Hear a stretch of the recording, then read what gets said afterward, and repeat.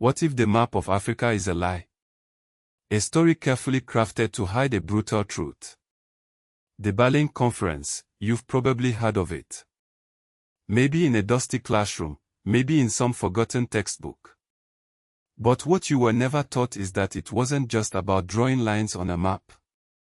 It was about redrawing the fate of an entire continent, without a single African voice in the room. Imagine Berlin in the late 19th century. Otto von Bismarck, the Iron Chancellor of Germany, is hosting a party. But this isn't just any party. This is a meeting of empires. 14 states, all hungry for a piece of Africa. The year is 1884. The scramble for Africa is on. European powers are tripping over themselves to claim territory. The conference lasts until February 1885. The stakes: an entire continent's future. But who was at the table? Not a single African nation. African voices were deliberately excluded. The decisions were made in smoky rooms, fueled by ambition and greed. Here is what actually happened. The Berlin Conference didn't magically divide Africa. That's the myth. What it did was establish the rules of the game. The key phrase: effective occupation. If a European power could demonstrate some level of control, some kind of presence, they could claim the land. This led to a frantic rush inland. No longer were coastal claims enough. Now, European powers needed to show they owned the territory.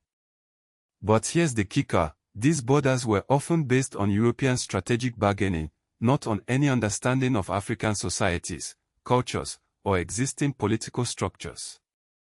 Imagine drawing a line straight through someone's home, their farm, their community. That's what happened over and over again. It wasn't neat. It wasn't clean. It was a chaotic scramble driven by European ambition. Why was this buried? Who benefited? The European powers, of course. They gained access to vast resources, cheap labor, and new markets.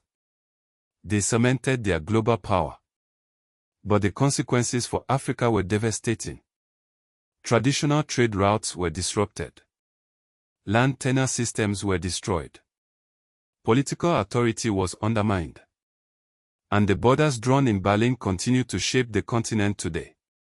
Ethnic groups were split apart. Rival groups were forced together. The seeds of conflict were sown. Even after decolonization, these artificial borders have remained a constant source of tension and instability. So, what does it all mean? The Berlin Conference wasn't just a historical event. It's a living legacy. It's a story of how international law can be used to legitimize imperial expansion. It's a reminder that the maps we see often hide a more complex and brutal reality. The echoes of Berlin reverberate today, in border disputes, in ethnic tensions, in the ongoing struggle for true sovereignty. The next time you look at a map of Africa, remember the Berlin Conference. Remember the voices that were silenced. Remember the lie you were told. And ask yourself, what can we do to finally redraw the map on African terms?